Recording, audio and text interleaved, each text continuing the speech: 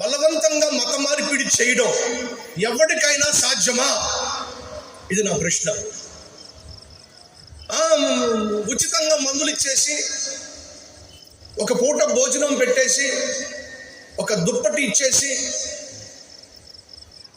మత మార్పిళ్ళు చేసేస్తున్నారు, మతంలోకి లాగేసుకుంటున్నారు అని చెప్పి దయచేసి మన భారతదేశాన్ని చుడకన చేయకండి. మన భారతదేశంలో వారు కలిగి ఉన్న నమ్మకం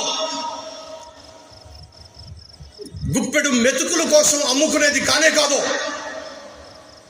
పూట కూటి కోసం ఉన్న విశ్వాసాన్ని అమ్ముకునేటటువంటి ప్రజలు మన భారతదేశీయులు కాదు.